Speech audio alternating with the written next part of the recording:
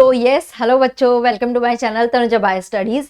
कल का पार्ट आपने पढ़ा अच्छे से, आई एम श्योर आप लोगों ने पढ़ लिया होगा। मैं बस आपसे एक ही प्रॉमिस चाहती हूँ, जैसे मेरे सारे नीट के चैप्टर्स के पार्ट्स आते जा रहे हैं, नीट के चैप्टर्स आते जा रहे हैं, वैसे वैसे उन्हें प्रिपेयर करते जाइए साथ में मेरे साथ। बस इसको मतलब पूरा मैच करके रखिए, अलग से आपको मेहनत नहीं करनी पड़ेगी, that I assure you. But जितना आप बोल रही हूँ एटलीस्ट उतना करो, ठीक है। अगर आप मेरे साथ नहीं पढ़ रहे हैं और फिर उसे पाइल अप करेंगे तो फिर कोई फायदा नहीं होगा, राइट। लास्ट क्लास में हमने क्या पढ़ा, इनहेरिटेंस, प्रिंसिपल ऑफ इनहेरिटेंस का पार्ट 1 लिया था, क्योंकि चैप्टर थोड़ा सा बड़ा है तो मैंने इसको छोटे पार्ट में लिया। कोशिश करूंगी नेक्स्ट वाला चैप्टर पूरा एक ही लूं मैं, ओके। हमने लास्ट क्लास तक लिंकेज एंड रिकॉम्बिनेशन को अच्छे से समझा है, आई एम श्योर कि ये क्लियर हुआ होगा। चलिए अब नेक्स्ट टॉपिक ले लेते हैं। नेक्स्ट जो आपका टॉपिक आ जाता है which is the sex determination, ठीक है। क्या आ रहा है, एक मिनट, यस, सेक्स डिटर्मिनेशन, ठीक है। अब इसको बात कर लेते हैं सीधा, मैं इसको फ्लो चार्ट के थ्रू बात करूंगी क्योंकि वहां से ही आपको समझ में आना चाहिए। वैसे तो मेन क्वेश्चन यहाँ से जो आता है ना, वो सिर्फ और सिर्फ आपके एग्जाम्पल्स के ऊपर आता है, most of the time examples के ऊपर आता है, बट आपको समझ आना चाहिए सेक्स डिटर्मिनेशन होता क्या है। तो पहले ले लेते हैं कि हु गेव, एक, ठीक है, एक साइंटिस्ट थे जिनका नाम था हैंकिंग। इन 1891, ध्यान रखना 1891 में इन्होंने क्या देखा कि मेल के अंदर जब मेल का एक्सप्रेशन हो रहा है तो मेल के जो सेक्स क्रोमोसोम है उसमें % तो एक अलग क्रोमोसोम आ ही रहा है, बट दूसरा एक कुछ डिफरेंट ही है। वो क्या है, तो जब उन्होंने वो पता किया कि ये एक बॉडी स्ट्रक्चर जो है, इसको उन्होंने क्या नाम दिया, एक्स बॉडी नाम दिया, ठीक है, एक्स बॉडी नाम दिया। और लेटर ऑन इसी को ही फिर क्या बोला गया, this is the x chromosome, okay. एक अलग से स्ट्रक्चर को उन्होंने एक्स नाम दिया, बस इतना ध्यान दिया, who gave x body structure, it is given by Henking, इतना सा ध्यान रखना है, ठीक है। अब एक टर्म आता है, वो क्या होता है, इट इज कॉल्ड हेट्रोगेमेट्री, ठीक है, हेट्रोगेमेटी। इसका मतलब क्या होता है, इसका मतलब क्या होता है कि दो अलग अलग तरह के गैमीट का प्रोडक्शन इज कॉल्ड हेट्रोगेमेटी। जैसे कि मैं ये बोल रही हूँ एक्स एंड वाई, तो क्या दो अलग अलग तरह के गैमीट बन रहे हैं यहाँ पर, राइट, दो अलग अलग तरह के गैमीट बने, तो इसको हम क्या बोल रहे हैं, हेट्रोगेमेटी। अब अगर मैं ऐसा बोलती हूँ कि मेल हेट्रोगेमेटी, यानी कि मेल में जब डिफरेंट डिफरेंट गैमीट होंगे तो वो मेल बनेगा। फीमेल हेट्रोगेमेटी यानी फीमेल में डिफरेंट डिफरेंट होते हैं, उसके मेल में सही रहते हैं, कॉमन रहते हैं। चलिए तो यहाँ पे हम ले लेते हैं कि दो तरह की हेट्रोगेमेटी होती है। क्या क्या होती है, ले लेते हैं। पहले को हम बोलते हैं मेल हेट्रोगेमेटी, ठीक है, और दूसरे को हम बोलते हैं female, okay, male and female heterogamety. अब मेल हेट्रोगेमेटी में भी दो तरह की हेट्रोगेमेटी रहती है, एक होती है एक्स एक्स एक्स वाई और दूसरी होती है एक्स एक्स एक्स ओ। क्लियर है यहाँ तक, ठीक है ना। ऐसे ही फीमेल में दो तरह की होती है, कौन कौन सी होती है, Z Z Z W, Z Z Z O. Quickly समझते हैं क्या होता है ये। अच्छा, तो एक्स एक्स एक्स वाई में इतना मैं आपको बता देती हूँ, ये दो तरह के गैमीट बनाएगा, एक्स और एक्स, और ये दो तरह के गैमीट एक्स एंड वाई। जब एक्स इसके साथ मर्ज होगा तो ये क्या बन रहा है, एक्स एक्स बन रहा है। ऐसे ही ये इसके साथ मर्ज होगा तो भी एक्स एक्स बन रहा है, ठीक है। और अगर ये एक्स वाई के साथ मर्ज होगा तो एक्स वाई बनेगा, और दूसरा वाला x भी मर्ज होगा तो एक्स वाई बनेगा। यानी कि एक्स एक्स जो बना, ये दोनों क्या बन जाएंगी, गर्ल, और ये दोनों क्या बन जाएंगे, बॉय, ये दोनों क्या बन जाएंगे, बॉय। समझ आया, यही मैंने एक्चुअली हैंड टू हैंड आपको क्या समझा दिया, ह्यूमन में सेक्स का डिटर्मिनेशन कैसे होता है। अब ध्यान जो यहाँ पे देनी है वो देनी है एग्जाम्पल के ऊपर। यहाँ पे एग्जाम्पल क्या आता है, एक तो हम ह्यूमन का लिखेंगे और दूसरा जो एग्जाम्पल आता है वो आता है आपका इंसेक्ट, और इंसेक्ट के अंदर आपका एग्जाम्पल क्या आता है, ड्रोसोफिला। तो भाई ये ध्यान रखना है, यहाँ पर एग्जाम्पल पूछा जाता है। क्लियर है कैसे डिसाइड हो रहा है। आपको अगर ये समझ नहीं आ रहा है तो आप इसको सिंपल ऐसे पुनेट में भी रख के सॉल्व कर सकते हैं। देखिए मैं रख लेती हूँ यहाँ पे, तो क्या मिले, दो तरह के गैमीट, एक्स एक्स मिला और दूसरा एक्स और वाई मिला। अगर हम इसको क्रॉस कराएंगे, X X X X X Y X Y, simple है, तो क्या हुआ, गर्ल बन गए, 50% गर्ल 50% बॉय। इस तरह से डिसाइड होता है। जो ध्यान हमें देना है वो क्या देना है, एग्जाम्पल के ऊपर ध्यान देना है। चलिए दूसरा ले लेते हैं, एक्स एक्स एक्स ओ। अब इसमें मैं सीधा बता देती हूँ कि ये तो क्या बनेगी, गर्ल मतलब या गर्ल छोड़ दो, हम यहाँ पे फीमेल लिखते हैं, ठीक है। ये बनेगा फीमेल और ये बनेगा मेल। अब ध्यान रखना ओ का मतलब 0, मैं यहाँ पे ऐसा लिख देती हूँ 0, मतलब यहाँ पे कोई क्रोमोसोम है ही नहीं, इट इज ओनली दिस, ठीक है। ब्लैंक स्पेस है फॉर आर कन्वीनियंस, हमने उसमें ओ लिख दिया, 0 कुछ भी नहीं है यहाँ पे। एक क्रोमोसोम कम आते ही वो मेल बन जाता है। सीधा उठा के मैं एग्जाम्पल यहाँ पे बता रही हूँ। क्या क्या एग्जाम्पल इसके अंदर आ जाएगा, इसके अंदर आएगा कॉकरोच, ठीक है, इसके अंदर आएगा ग्रास हॉपर, और इसके अंदर तीसरा एग्जाम्पल आएगा वेलिसनेरिया। वेलिसनेरिया एक प्लांट है, ओके, ये क्या है, एक प्लांट है। मैं एंड यस डोंट वरी, आज की क्लास के बाद ही ये पीडीएफ मैंने आपको पूरा शेयर कर दूंगी।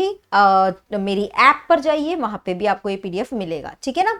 अच्छा, एक चीज और मैं आपको बता दूं, इसमें हम कुछ क्वेश्चन पेडिग्री के सॉल्व करने वाले हैं आगे इसी वीडियो में, तो उस पूरी वीडियो को अच्छे से देखिए।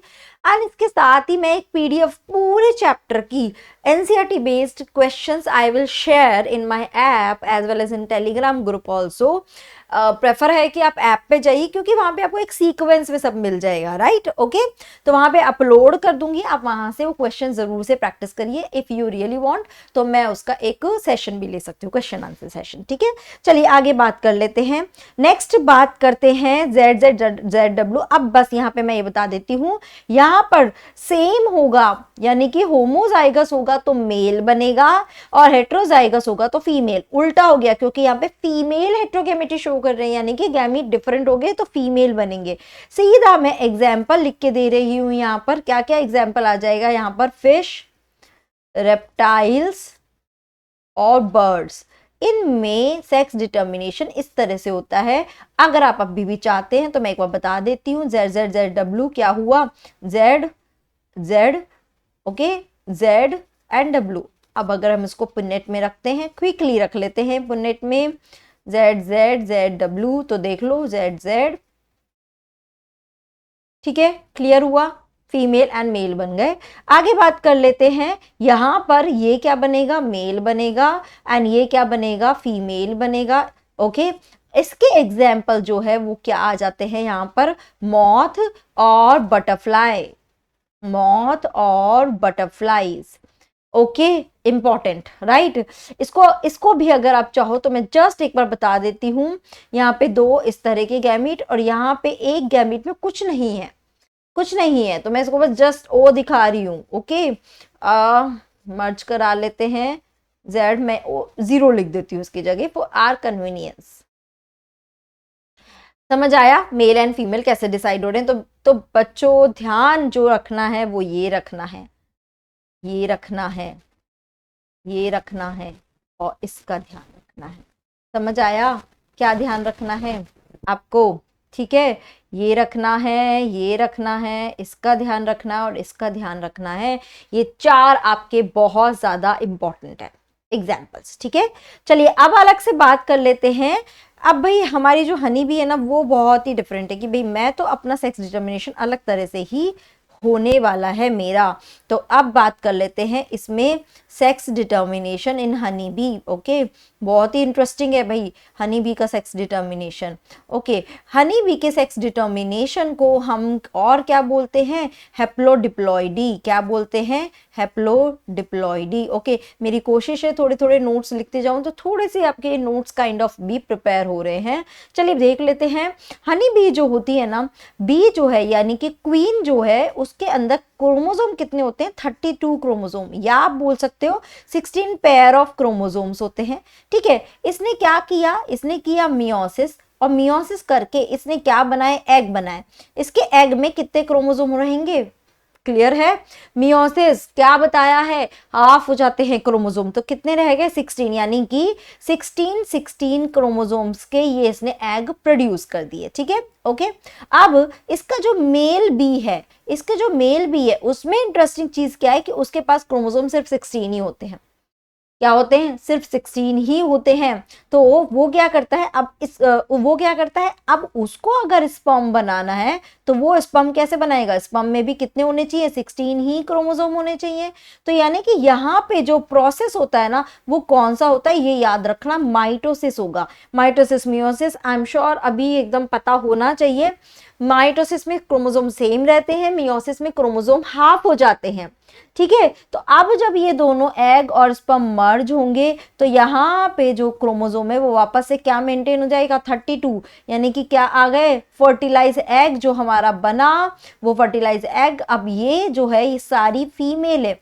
इस फीमेल में से एक को क्या दी जाती है, रॉयल जेली दी गई, और जिसको रॉयल जेली दी वो क्या बन गई, क्वीन बन गए। एंड जिसको रॉयल जेली नहीं मिली वो सारी क्या बन गई, वर्कर बन गई। ओके, फीमेल वर्कर, ध्यान रखना ये सारी फीमेल वर्कर क्या होती है, इनफर्टाइल। क्या होती है, इनफर्टाइल। फर्टाइल यानी कि रिप्रोडक्शन में रोल प्ले नहीं कर सकती हैं। इनका काम है पूरे बी हाइव की देखरेख करना, नेक्टर कलेक्ट करना, हनी बनाना, क्वीन का पूरा उसको टेक केयर करना। ये सारा काम कौन करती है, यहाँ पे वर्कर करती है, फीमेल वर्कर करती है। अब यहाँ पे आ जाता है नेक्स्ट पार्ट कि भाई फिर मेल कैसे बनते हैं। तो ये जो 16 क्रोमोसोम वाला एग बना था, ये क्या करता है, डायरेक्ट एक प्रोसेस के थ्रू, एंड उस प्रोसेस को हम क्या बोलते हैं, पार्थेनोजेनेसिस। ओके, उस प्रोसेस को क्या बोलते हैं, पार्थेनोजेनेसिस, जिसके थ्रू डायरेक्ट ये मेल में कन्वर्ट हो जाता है। एंड इस मेल को हम एक और नाम भी बोलते हैं, ड्रॉन। ओके, कितने क्रोमोसोम हो गए, 16 क्रोमोसोम हो गए हैं, डायरेक्ट कन्वर्ट हुआ किस प्रोसेस के थ्रू, पार्थेनोजेनेसिस। ओके, सो बच्चों एक चीज और, कंफ्यूज मत होना, पार्थेनोकार्पी एंड पार्थेनोजेनेसिस में। पार्थेनोकार्पी यानी फ्रूट का formation without fertilisation, parthenogenesis generally हम हनी मतलब एनिमल की बात कर रहे हैं, जहां पे इंडिविजुअल एग जो है, कौन सा एग, यहां पे लिख देती हूं कौन सा egg, unfertilize egg. Unfertilised terms पे ध्यान रखो, है ना मैं क्या बोल रही हूँ। अनफर्टिलाइज एग डायरेक्ट एक प्रोसेस के थ्रू मेल बना रहा है, जिसको हम पार्थेनोजेनेसिस कहते हैं। तो आई होप कि ये वाला पार्ट आपका क्लियर हुआ होगा, ठीक है ना। चलिए यहाँ तक तो अब हमारा हो गया है। अब हम ले लेते हैं यहाँ पे म्यूटेशन, तो उसको थोड़ा सा समझ लेते हैं। Let's start next topic, mutation. Okay, पहले तो मैं इसको थोड़ा सा एक फ्लो चार्ट में आपको बता देती हूँ, उसके बाद हम इसकी लैंग्वेज जरूर पढ़ेंगे। यहाँ पे जरूरत है, जो मुझे लगता है ना कि नीड है पढ़ने की, वो मैं जरूर से आपको बोलूंगी कि उसको रीड करो, ठीक है। चलिए, म्यूटेशन क्या होता है, ये हमको पता है कि सडन इनहेरिटेबल चेंजेस होते हैं, उसको हम म्यूटेशन बोलते हैं। कि सडन चेंज हुए इनहेरिटेबल यानी कि नेक्स्ट जनरेशन में जो पास ऑन हो जाते हैं। एक बात ध्यान रखना, म्यूटेशन में जरूरी नहीं है हमेशा म्यूटेशन हार्मफुल हो, it could be beneficial, it could be harmful also, ठीक है ना। अगर वो बेनिफिशियल है तो वो आगे पास ऑन होते चले जाएंगे, अगर हार्मफुल है तो वो आगे पास ऑन नहीं होते हैं, क्योंकि स्पीशीज वहीं डाई अगर हो रही है उस म्यूटेशन की वजह से, तो वो आगे प्रोसीड ही नहीं कर पाएगी, ठीक है। हम यहाँ पे डायरेक्ट बात कर लेते हैं। म्यूटेशन दो तरह का हम यहाँ पे बात कर रहे हैं। एक को हम बोलते हैं क्रोमोसोमल म्यूटेशन, इसको एक और नाम भी बोलते हैं क्रोमोसोमल एब्रेशन, ये भी ध्यान रखना, एब्रेशन। और दूसरे को हम क्या बोलते हैं, जीन म्यूटेशन। क्या बोलते हैं, जीन म्यूटेशन। क्या मतलब है दोनों का, वो बात करते हैं। क्रोमोसोमल म्यूटेशन यानी कि देखो ये पूरा जो डीएनए है ना, इस डीएनए का ये छोटा सा पैच हो सकता है किसी दूसरे डीएनए के पैच से ये रिप्लेस हो जाए। A small patch of DNA वो रिप्लेस हो जाए तो क्या हुआ, क्रोमोसोम में क्या हो गया, इसके क्रोमोसोम में change in size and shape as well as structure. Chromosome की स्ट्रक्चर में चेंजेस हो गए, that is called chromosomal aberration. काफी मतलब एक बड़ा हो गया ना चेंजेस, एक स्मॉल पैच पूरा चेंज हो गया, that is called chromosomal aberration. अब म्यूटेशन पे आ जाते हैं, जीन म्यूटेशन यानी कि change in single base pair. कहां हो रहा है, सिंगल बेस पेयर पे चेंज हो रहा है, एक जीन पर चेंज हो रहा है, that is called gene mutation. अब ये जीन म्यूटेशन भी फर्दर दो तरह का होता है, एक को हम बोलते हैं पॉइंट म्यूटेशन, ठीक है, और दूसरे को हम बोलते हैं फ्रेम शिफ्ट म्यूटेशन, क्या डिफरेंस होता है दोनों में देख लेते हैं। फ्रेम शिफ्ट म्यूटेशन, ठीक है। हालांकि फ्रेम शिफ्ट को इन्होंने नेक्स्ट चैप्टर में डिटेल में समझा रखा है, बिकॉज दे आर एज्यूमिंग कि अभी आपको डीएनए के बारे में इतना अच्छे से पता नहीं है, तो विल टॉक अबाउट दिस। पर यहाँ पे बात कर लेते हैं पॉइंट म्यूटेशन का मतलब कि कोई भी एक बेस पेयर या कोई भी एक जीन जो है ना, it will be replaced by another base pair. ध्यान रखना, जगह खाली नहीं हो रही है, जगह खाली नहीं हो रही है, सिर्फ रिप्लेस हो रही है। उसकी जगह दूसरा जीन आ रहा है, उसकी जगह दूसरा कोई बेस पेयर आ रहा है। यू नो बेस पेयर, देखो अभी इतना मैं तो मान के चल रही हूँ कि अभी आप इस टाइम पे अगर आप पढ़ रहे हो तो डेफिनेटली आपने नेक्स्ट चैप्टर भी पढ़ा है, तो डीएनए की थोड़ी बहुत स्ट्रक्चर तो हमें पता है कि डीएनए के स्ट्रक्चर में बहुत सारे जीन बेस पेयर होते हैं, जैसे कि एक होता है adenine, thymine, guanine, cytosine, ATGC, ATGC।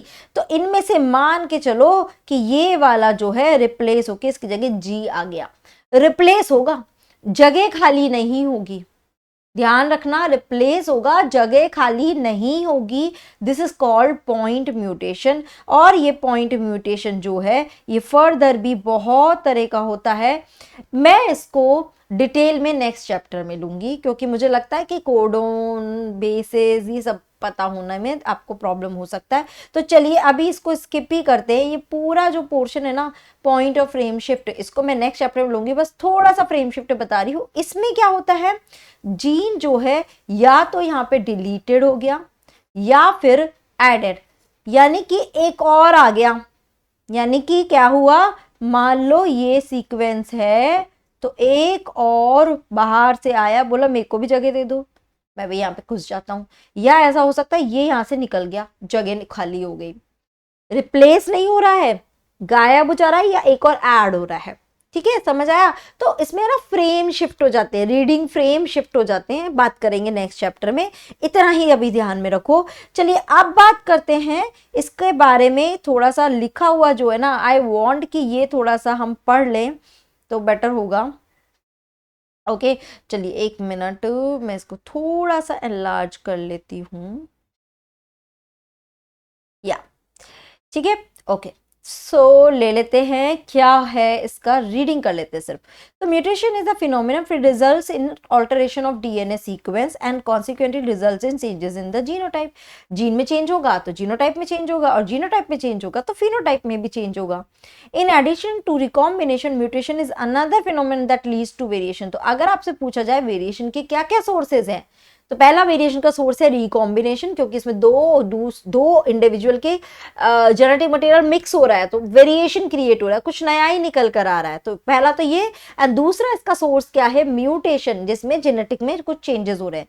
ठीक है, अब वो बोल रहा है कि one DNA helix runs continuously from one end to other in each chromatid. अब हमने क्रोमोसोम पढ़ा है, ओके हमने क्रोमोसोम पढ़ा है, तो इसके क्रोमैटिड भी हमें पता ही है, राइट। तो इनको हम क्या बोलते हैं, क्रोमैटिड बोलते हैं। वो कह रहा है कि एक हाईली सुपर कॉइल्ड फॉर्म, मतलब क्रोमोसोम की बात कर रहा है कि chromosome highly super coiled form में होता है, उसमें हर क्रोमैटिड जो है तो उसमें डीएनए प्रेजेंट होता है। देयरफॉर लॉस और गेन यानी इंसर्शन या डुप्लीकेशन, या तो कोई जीन ऐड हो गया या कोई जो ऑलरेडी जीन है उसका एक और कॉपी जनरेट हो गया of a segment of DNA results in alteration in chromosome. Since gene are known to be located on chromosome, alteration in chromosome results in abnormalities और aberrations. Chromosomal aberration are commonly observe. ये ध्यान रखना, ये question आया हुआ है एक बार, मुझे एग्जैक्टली याद नहीं आ रहा कौन से ईयर में आया, बट ये पूछा जा सकता है कि क्रोमोसोमल एब्रेशन जनरली किस में ऑब्जर्व किया जाता है, कैंसर सेल में ऑब्जर्व किया जाता है। In addition to above, mutation also arise due to change in single base pair. अभी मैंने जैसे बोला पॉइंट म्यूटेशन, जिसको हम क्या बोलते हैं, पॉइंट म्यूटेशन बोलते हैं। Classical example of such a mutation, ये याद रखिए पॉइंट म्यूटेशन का एग्जाम्पल क्या है, इसको अंडरलाइन कर लो भाई, सिकल सेल एनीमिया। ठीक है, क्या है sickle cell anaemia, deletion and insertion of base pair of DNA cause frame shift mutation. अभी तो सिर्फ नाम ध्यान रखो, ठीक है, बाद में इसके बारे में बात करेंगे। सब मैकेनिज्म, अब ध्यान रखना, म्यूटेशन कॉज करने वाले एजेंट को हम क्या बोलते हैं, म्यूटाजन। क्या बोलते हैं, म्यूटाजन। अब ये म्यूटाजन कुछ भी हो सकते हैं, फिजिकल हो सकते हैं, केमिकल हो सकते हैं कि मतलब टेम्परेचर में चेंज हुआ, फिजिकल हो गया, केमिकली कोई केमिकल कार्सिनोजेनिक कोई केमिकल हमारे ऊपर गया, या अंदर बॉडी के अंदर एंटर कर गया कोई केमिकल जो ऐसा है जो कैंसर कॉजिंग है या म्यूटेशन कॉज करता है। बायोलॉजिकली भी एजेंट होते हैं, ठीक है। तो however there are many chemical and physical factor that introduce mutation, there are refer to as mutagens. जैसे कि यूवी, याद रखना, अंडरलाइन कर लो, UV radiation can cause mutation in organism, it is mutagen. समझ आया, इट इज म्यूटाजन। चलिए अब बात कर लेते हैं हमारा most awaited that is pedigree, जो आप लोगों को ऐसा लगता है कि पता नहीं ये तो क्या ही है, समझ लेते हैं इजीली इसको, है ना। 1 मिनट दो। चलिए हाँ भाई, अब है ना, सबसे पहले एकदम अपने कान खोल लो, अच्छे से समझ लो, एक बार में अच्छे से समझ लेना, आई गारंटी यू समझ आए। हैंड रेंज के क्वेश्चंस भी करेंगे, ठीक है। ओके सबसे पहले पेडिग्री होता क्या है, पेडिग्री का काम क्या है। हमारे किसी भी पर्सन को जाके पता करना है तो वो पेडिग्री एनालिसिस में डॉक्टर क्या करते हैं, उसके प्रीवियस हिस्ट्री को जानते हैं। भाई आपके पेरेंट्स में क्या ऐसा कोई डिजीज है जो आप में अपीयर हो रहा है, या आपके ग्रैंड पेरेंट्स में है क्या, या आपके अंकल आंट में है, मतलब पूरी फैमिली, पूरे खानदान का पूरा फैमिली ट्री वो एक्सप्लोर करते हैं। तो जनरली पेडिग्री यूज किया जाता है जेनेटिक डिजीजेस को स्टडी करने के लिए कि इसका पैटर्न क्या होंगे जेनेटिक डिजीजेस के, कि नेक्स्ट जनरेशन में ये पास ऑन होगा या नहीं होगा, किस तरह से पैटर्न आते हैं। तो इनको समझने के लिए कुछ चार्ट बनाए जाते हैं। तो अब चार्ट बनाने हैं तो उसमें सबका नाम तो नहीं लिखने बैठेंगे, तो वहां पे हमने सिंबल्स दे दिए फॉर आर इजीनेस। तो वो सिंबल्स देख लेते हैं। पहला सिंबल होता है, मेल को हम स्क्वायर बॉक्स से दिखाते हैं, फीमेल को हम सर्कल से, सेक्स अनस्पेसिफाइड, मेल फीमेल कुछ नहीं बता रहे तो हम कुछ इस तरह का डायमंड शेप दिखा देंगे। अगर अफेक्टेड होंगे तो हम उसमें मतलब ऐसे ना शेड कर देते हैं, वी डू लाइक दिस, इस तरह से शेडिंग कर देते हैं। तो यहाँ पे वो दिखाया है, अफेक्टेड होगा तो वो फिल्ड होगा, है ना। और मेटिंग होती है यानी कि हस्बैंड और वाइफ, यानी कि उनके बीच में मैरिज को हम इस तरह से एक सिंगल लाइन बना के दिखाते हैं। मेटिंग बिटवीन रिलेटिव्स, कॉन्सेग्विनस मेटिंग, ये ध्यान रखें, मतलब कि कजन्स के बीच में मैरिज, ओके, उनके बीच में मेटिंग, उसको हम इस तरह से 2 लाइन के थ्रू दिखाते हैं। अब ये तो पेरेंट हो गए, ये तो पेरेंट हो गए, इनके ये बच्चे पैदा हो गए, तो इनको बच्चों को ऐसे दिखाते हैं। यहाँ पे अब हम ऐसा लिख देते हैं कि ये जनरेशन 1 हो गई और ये जनरेशन क्या हो गई, 2 आ गए। एकदम 0 से बता रही हूँ, ध्यान रखना, ओके ओके। और उसके बाद अगर मान लो ये पेरेंट है, इसका जो बच्चा है, यानी कि ये बच्चा क्या है, इट इज अ बॉय, तो ये बॉय जो है वो अफेक्टेड दिखा रहे हैं, जस्ट आपके अंडरस्टैंडिंग के लिए। और अगर 5 अनअफेक्टेड ऑफस्प्रिंग पैदा होती हैं तो उसको कुछ इस तरह से सिंबल दिखाया जाता है, हालांकि इससे रिलेटेड क्वेश्चन नहीं आता है, ठीक है। चलिए ये तो हो गया। अब समझते हैं भैया हमारे पेडिग्री को, को समझने के लिए 1 मिनट, मुझे एक पेज चाहिए इसके लिए, तो 1 मिनट 1 मिनट।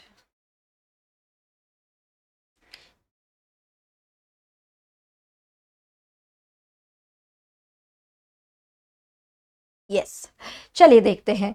अब है ना पेडिग्री में आपको जो ध्यान रखने वाली बात है वो क्या रखनी है,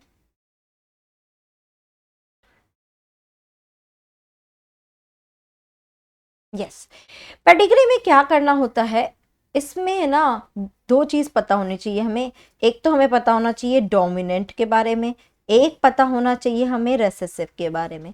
हम इसको पढ़ चुके हैं। डोमिनेंट अलील क्या होता है, रेसेसिव, ध्यान रखना डोमिनेंट अलील अपने होमोजाइगस, ठीक है, वापस लिख देती हूँ, डोमिनेंट अलील अपने होमोजाइगस और अपनी हेट्रोजाइगस दोनों कंडीशन में एक्सप्रेस होता है, और रेसेसिव अलील क्या होता है, सिर्फ और सिर्फ अपनी होमोजाइगस कंडीशन में एक्सप्रेस होगा। इसको ऐसे भी बता सकती हूँ, अगर आपको ये ए लग रहा है कि मैम ये ए क्या बना दिया है, तो इस तरह से समझ लो, इतना क्लियर है। होमो और हेट्रो में ही इस तरह से एक्सप्रेस होंगे। 2 टर्म और होती है, एक को हम बोलते हैं ऑटोजोमल और दूसरे को हम बोलते हैं सेक्स लिंक, ओके। एक को हम बोलते हैं ऑटोजोमल, दूसरे को हम बोलते हैं सेक्स लिंक। दोनों में डिफरेंस क्या होता है, ऑटोजोमल यानी कि ये वाले जो मतलब ऑटोजोमल ट्रेट, सी ट्रेट आप इसको समझो, जैसे कि कुछ बच्चे आप देखते हैं कि टंग को रोल कर पाते हैं, ठीक है, इस तरह से टंग को रोल कर पाते, कुछ नहीं कर पाते। ईयर लोब्स 10th में पढ़ के आए हैं आप, ईयर लोब्स अटैच है या नहीं है। तो ये कोई डिजीज नहीं है, राइट, ये कोई डिजीज नहीं है, बट ये एक ट्रेट है, ये एक कैरेक्टरिस्टिक्स है जो किस तरह से नेक्स्ट जनरेशन में एक्सप्रेस होगी। ये ट्रेट जो है ये डोमिनेंट वाला है, ये रिसेसिव है, ये सब हम पेडिग्री में बात करते हैं। तो पेडिग्री में जरूरी नहीं हमेशा डिजीजेज ही बात करेंगे, बट फिलहाल हमने हमारे सिलेबस में डिजीजेस देखी है। तो मैं बता रही हूँ जितने भी ये ट्रेट होते हैं, या तो इन ट्रेट के जो जीन है, ध्यान से समझना, ये ट्रेट के लिए डेफिनेटली कोई ना कोई जीन रिस्पॉन्सिबल है। वो जीन, हमारे बॉडी के अंदर दो तरह के क्रोमोसोम होते हैं, हमारी बॉडी के अंदर दो तरह के क्रोमोसोम होते हैं, एक को हम बोलते हैं ऑटोसोम और दूसरे को हम बोलते हैं sex chromosome. Sex chromosome, autosomes जो हमारी बॉडी के पूरी कैरेक्टरिस्टिक्स डिसाइड करते हैं एक्सेप्ट रिप्रोडक्शन, कि भाई गर्ल होगा या बॉय होगा, हमारे जेंडर को ये सेक्स क्रोमोसोम डिसाइड करते हैं। रेस्ट हमारी बॉडी की सारी कैरेक्टरिस्टिक्स ही ऑटोसोम डिसाइड करते हैं। तो ऑटोसोमल जो ट्रेट है ना, उनके जो जीन होंगे वो किस पे प्रेजेंट होते हैं, वो ऑटोसोम्स पे प्रेजेंट होते हैं, ठीक है। और सेक्स लिंक के जो जीन होते हैं वो किस पे प्रेजेंट होते हैं, सेक्स क्रोमोसोम पे प्रेजेंट होते हैं। इतना समझ आया, ठीक है, इतना समझ आया। अब आगे बात करते हैं, ऑटोसोम्स वाला जो है ना, इसको फर्क नहीं पड़ता कि मेल है या फीमेल है, इक्वली किसी में भी चला जाएगा, वो डिफरेंशिएट नहीं करेगा। But sex chromosome definitely mail and female के अकॉर्डिंग वहां पे एक्सप्रेस होगा। भाई अगर वाई क्रोमोसोम पे मान लो एक ट्रेट जो है वो वाई क्रोमोसोम पे प्रेजेंट है, तो वो डेफिनेटली हमेशा मेल में ही एक्सप्रेस होगा ना, फीमेल में नहीं होगा, ठीक है। तो ये थोड़ी सी एक चीज है। तो हमने चार टर्म देखे, ऑटोसोमल दोनों में इक्वली एक्सप्रेस होते हैं, मेल फीमेल, कुछ ऐसा नहीं है कि मेल में। सेक्स लिंक जो है वो भी एक्चुअली दो तरह के होते हैं, एक को हम बोलते हैं एक्स लिंक और एक को हम बोलते हैं वाई लिंक। फिलहाल वाई लिंक नहीं बात करें, हम एक्स लिंक की बात करें, कि ऐसा ट्रेट जिसका जीन किस पे प्रेजेंट हो, एक्स क्रोमोसोम पे प्रेजेंट हो।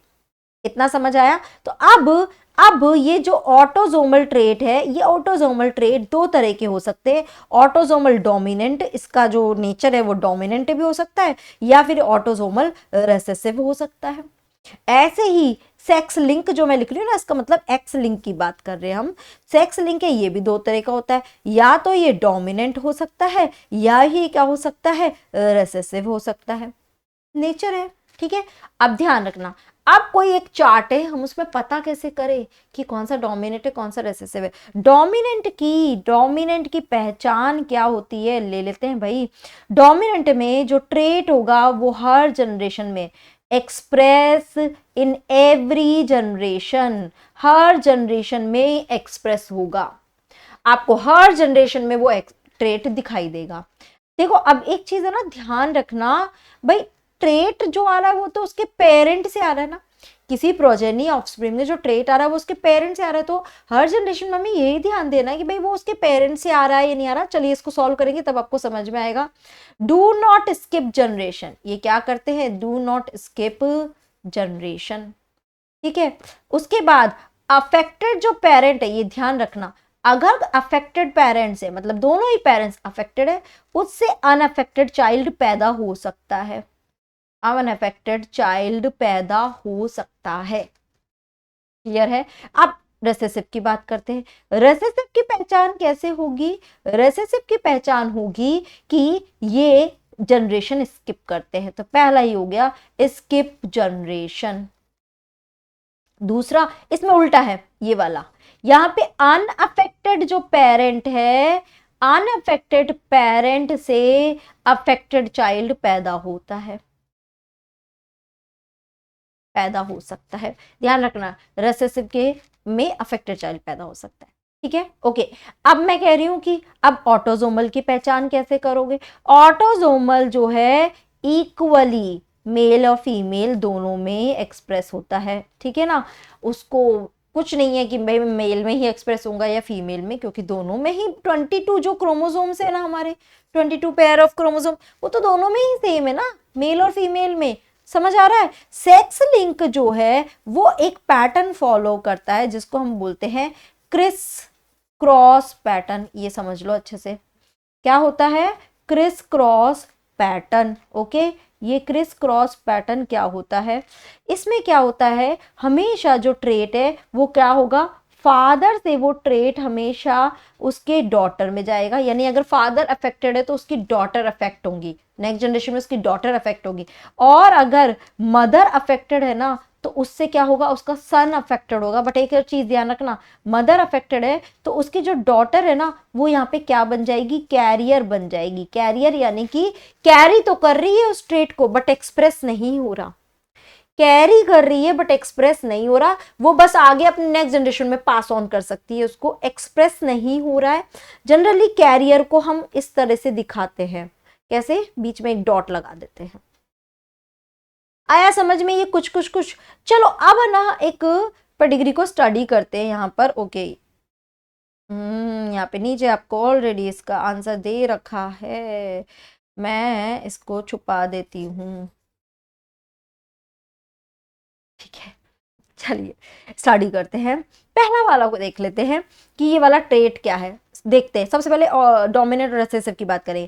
पहला जनरेशन, यस ट्रेट दिख रहा है। सेकंड जनरेशन में भी मुझे देख रहा है, देखो पहले जनरेशन के ये क्या है, चारों ये और ये चार क्या है, इसके बच्चे हैं, और इनके चार बच्चों में से दो बच्चों में आ रहा है ना, ठीक है। अब इस वाले बच्चे की इसने किसी से शादी कर ली, मैरिज कर ली, उसके तीन बच्चों में एक्सप्रेस नहीं हो रहा है, बट यहाँ पे इसने जब मैरिज करी तो इसके यहाँ बच्चों में एक्सप्रेस हो रहा है। तो देखो भैया क्या हो रहा है, ये थर्ड जनरेशन है, ये भी थर्ड ही कहलाएगी, ये और ये थर्ड जनरेशन के ही है ना, बट थर्ड जनरेशन में भी हमें ट्रेट दिख रहा है, सेकंड में भी दिख रहा है, फर्स्ट में भी दिख रहा है, तो ये कौन सा ट्रेट हो गया, it is dominant.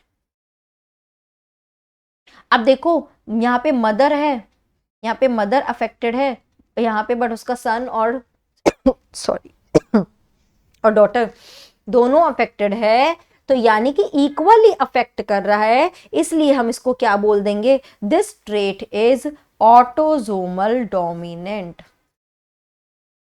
Autosomal dominant, इतनी बात समझ आई या नहीं आई, क्लियर है। चलिए आगे, अब एक चीज एक्स्ट्रा मैं आपको बताती हूँ, इसका जीनोटाइप कैसे लिखेंगे। ओके, मैंने क्या बोला था आपको, क्या बताया था मैंने कि डोमिनेंट कब एक्सप्रेस होता है, डोमिनेंट अपनी होमोजाइगस स्टेट में भी एक्सप्रेस होता है और अपनी हेट्रोजाइगस के, ठीक है।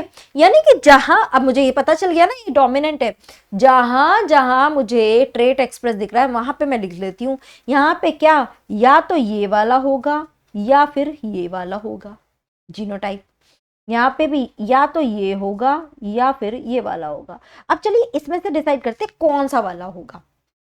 ओके, देखो अगर मैं इसका ये लेती हूँ, ये वाला जीनोटाइप लेती हूँ, इसमें से यानी कि एक तो किससे आया होगा, फादर से आया होगा और एक मदर से आया होगा।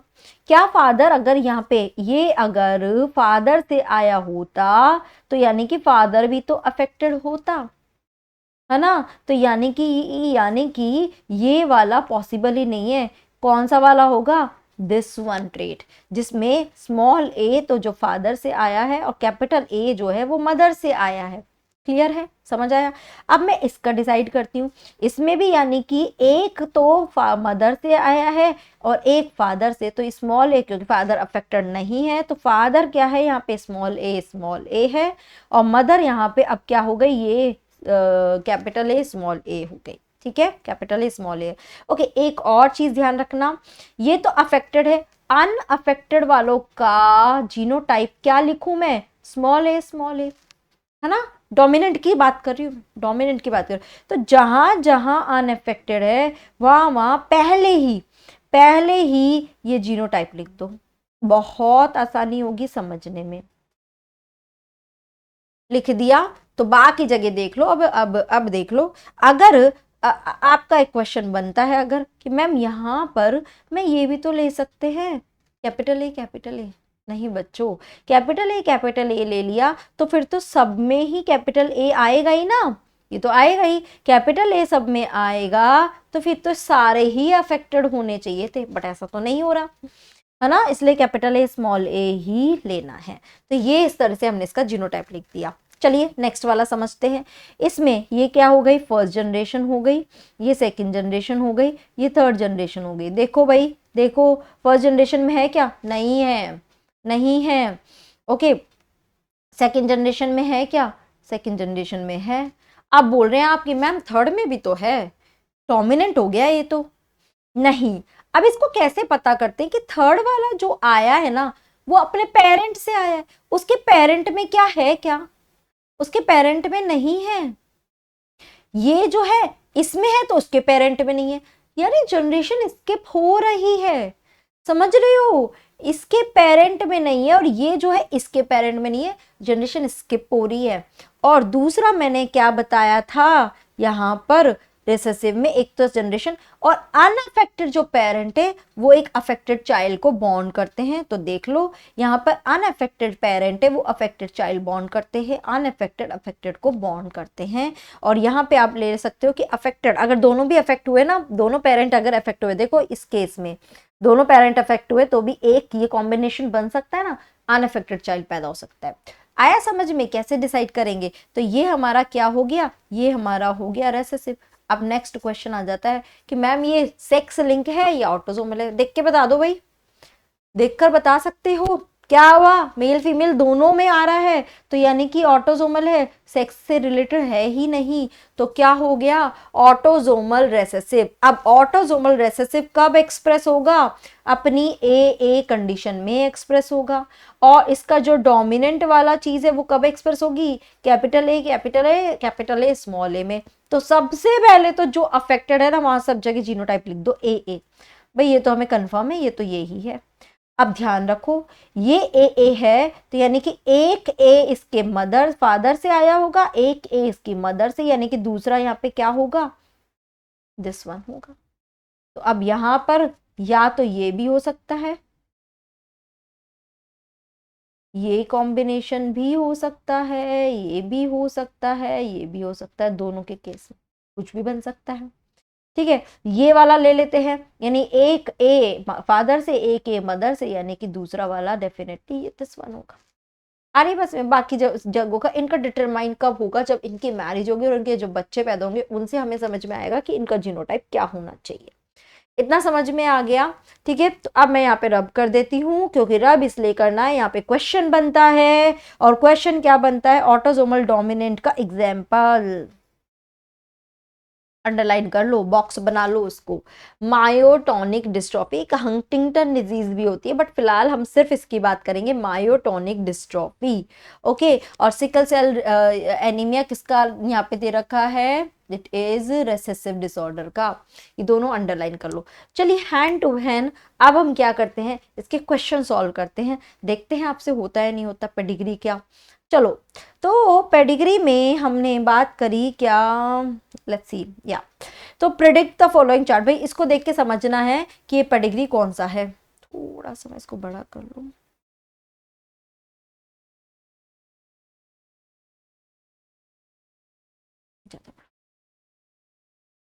यस। चलिए ओके, तो देखो पहले में यहाँ पे देखो इन्होंने कैरियर दिखा दिया है, फिर सेकंड जनरेशन में क्या हो रहा है? एक्सप्रेस हो रहा है, और फिर थर्ड जनरेशन साफ साफ दिख रहा है कि ये कौन सा है? ये रेसेसिव है। और रेसेसिव में भी ये कौन सा है भाई? देखो फीमेल है, फीमेल जो है उससे मेल को हो रहा है। क्या बोलोगे? क्या बोलोगे भाई? It's sex link recessive. The character sex link recessive, male female दोनों नहीं हो रहे हैं, फीमेल से मेल को हो रहा है, एक पर्टिकुलर को हो रहा है, तो क्या हो गया? सेक्स लिंक रेसेसिव हो गया। नेक्स्ट ले लेते हैं। ठीक है, क्लियर है बेटा? चलिए अभी आ जाते हैं। यस, ऑटोसोमल नहीं होगा, सेक्स लिंक होगा। यस, सेकंड वाले को ले लेते हैं। सेकंड वाले में देखो ये जो डार्क डार्क है ना वो अफेक्टेड है, ये अफेक्टेड है, ये अफेक्टेड है, ये अफेक्टेड है। अब क्या होगा बताओ भाई, क्या होगा? देखो अनएफेक्टेड पेरेंट से अफेक्टेड हो गए है ना, फिर ये वाला जो अफेक्टेड है इसका भी पेरेंट जो है वो अनअफेक्टेड है, तो क्या हो जाएगा? It is recessive. ये तो हो ही गया। अच्छा अब बता दो ऑटोसोमल है या सेक्स लिंक है? मेल फीमेल दोनों ही अफेक्टेड है, तो क्या हो गया? ऑटोसोमल। तो क्या हो गया? Autosomal recessive trait, autosomal recessive trait. आगे बात करते हैं, probability of 4 son to a couple. भाई एक सन की क्या प्रोबेबिलिटी होगी, क्योंकि 50-50% इसके प्रोबेबिलिटी रहती है, एक्स और वाई 50-50 है, तो यानी 1/2 प्रोबेबिलिटी होगी। 4 सन की कितनी होगी, 1/2 1/2 1/2 1/2, यानी कि 1/16। ठीक है, नेक्स्ट। गिवन पेडिग्री जो है वो खुद ही बता के दे रहा है कि ऑटोसोमल रेसेसिव है।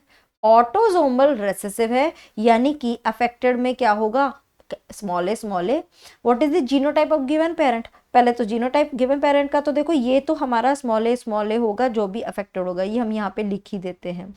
ठीक है, अब ले लेते हैं, ये देखो इधर है तो ये भी यहाँ पे क्या आया होगा, इज दिस वन। तो ये अगर इसका अगर हमने कैपिटल ए स्मॉल ए लिखा है तो इसका स्मॉल ए तो यहां से ही आया होगा। नाउ दिस, ये वाला आपका क्या होना चाहिए, it should be, yes it should be capital A. क्यों भाई, क्वेश्चन आपका बन सकता है, मैम कैपिटल ए स्मॉल ए भी तो लेते हैं, ये भी तो ले सकते हैं। चलो लेके देख लेते हैं, इसके गैमेट्स बना लो, इसके गैमेट्स बना लो। चलो वो नेट में रखो, क्या आ रहा है, यानी आधे तो अफेक्टेड हैं और आधे नॉर्मल है। अब देख लो, इसके तो चारों ही बच्चे नॉर्मल है, इसके चारों ही बच्चों में कोई अफेक्शन नहीं दिख रहा है, कोई भी अफेक्टेड नहीं है। तो क्या हो रहा है, ये इसका कैपिटल ए ही होगा, ये कैपिटल ए होगा, तो यहाँ भी कैपिटल ए, यहाँ भी कैपिटल ए, तो अफेक्ट नहीं हो रहा है, कैरी कर रहे हैं जीन को, अफेक्ट नहीं हो रहा है।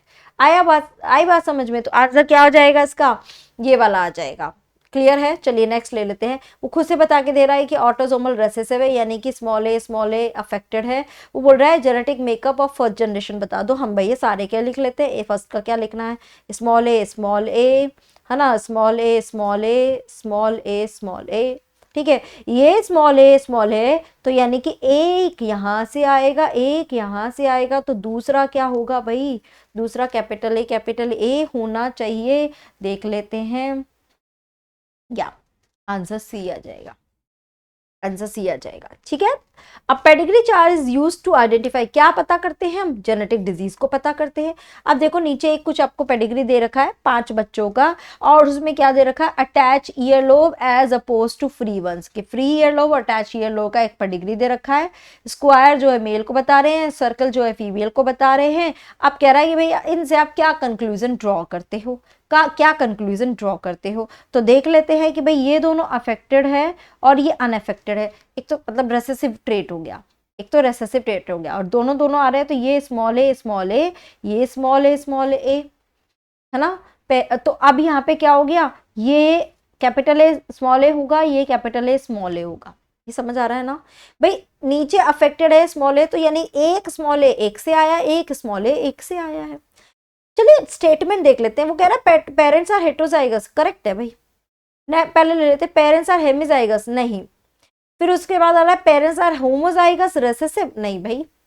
And parents are homozygous dominant, नहीं भाई, यही आएगा, पेरेंट्स आर हेटेरोजाइगस। ठीक है, लास्ट क्वेश्चन देखते हैं। Study the pedigree chart and क्या कंक्लूजन निकल के आ रहा है। अब भाई इसको देखकर आपको क्या लग रहा है, इसको पेडिग्री को, चलिए ये बहुत अच्छा क्वेश्चन है, इसको देख के आप बोलेंगे मैम ये तो डोमिनेंट है। रॉन्ग नहीं है ये डोमिनेंट, कैसे डोमिनेंट नहीं है। अगर ये डोमिनेंट होता ना तो क्या होता ना बेटा, ये ध्यान रखना, ये भी एक्सप्रेस होता, ये भी एक्सप्रेस होता, राइट ध्यान रखना, अगर ये डोमिनेंट होता तो ये भी एक्सप्रेस होता। चलिए एक कंडीशन ये भी ले सकते हैं, खैर कि अगर ये कंडीशन होती तो क्या होता, यहाँ पे स्मॉल ए आ जाता, तो शायद एक्सप्रेस ना होता। ठीक है, ये थोड़ा सा मुझे लगता है कि थोड़ा सा इसमें ना पूरी इंफॉर्मेशन नहीं दे रखी है। ओके चलिए बोलते हैं parents could not have a normal daughter for this character. वो कह रहा है कि भैया पेरेंट्स के पास नॉर्मल डॉटर इसके लिए नहीं है, ऐसा तो इसको देख के कंक्लूजन नहीं निकल रहा है। फीमेल जो पेरेंट है वो हेट्रोजाइगस है, इसको आते हैं अभी। The trait under study could not be colour blindness. Okay, colour blindness क्या है, एक सेक्स लिंक है, एक सेक्स लिंक डिसऑर्डर है। तो यहाँ पे देखो सेक्स लिंक वाला तो कोई फंडा ही नहीं है, क्योंकि फीमेल भी अफेक्ट हो रहा है, मेल भी अफेक्ट हो रहा है, तो ये तो आंसर नहीं कर सकते हैं। ठीक है, the male parent is homo, could not be color blindness. Okay, uncertainty दिखा रहा है. The male parent is homozygous dominant. वो बोल रहा है कि मेल जो है वो होमोजाइगस डोमिनेंट है. नहीं भाई, अगर ये होमोजाइगस डोमिनेंट ऐसा होता ना, होमोजाइगस डोमिनेंट होता तो ये भी एक्सप्रेस होता. समझ रहे हो? अगर ये ऐसा होता तो ये भी एक्सप्रेस होता. तो ये नहीं है, बट यहाँ पे ये आप ले लो, फीमेल हेट्रोजाइगस है. ये है male, capital A, capital A है. एक सेकेंड,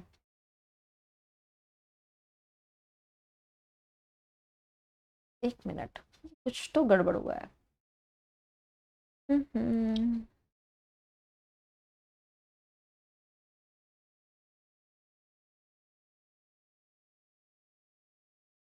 एक मिनट, ये वाला ए होता, दोनों जगह से आएगा.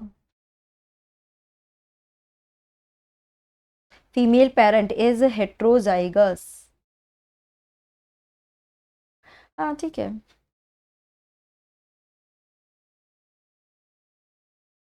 ये male parent is this one, ध्यान रखिए. मेल पेरेंट ये है और फीमेल भी हेट्रोज, दोनों हेट्रोजाइगस है. चलिए ले लेते हैं, इन दोनों के गैमीट्स बना लेते हैं.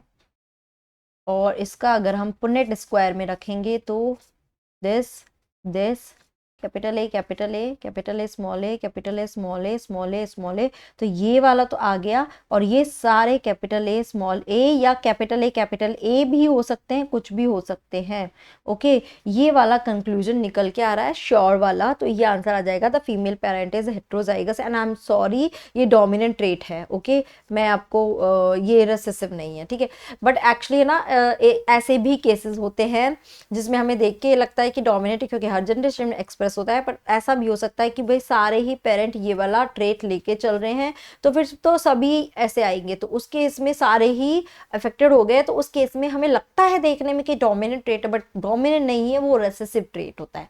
ठीक है, चलो उतना कॉम्प्लिकेटेड क्वेश्चन नहीं आएगा. बट हाँ, ये वाला थोड़ा सा गड़बड़ हो गया था, बट अभी क्लियर है, राइट. ओके, चलिए आगे बात कर लेते हैं. अब नेक्स्ट ले लेते हैं हम, एक मिनट रुको. नेक्स्ट टॉपिक हमारा आ गया, जितने भी मेंडेलियन डिसऑर्डर्स हैं उनकी बात करते हैं. ठीक है बेटा. अच्छा, मेंडेलियन डिसऑर्डर का मतलब क्या समझते हो?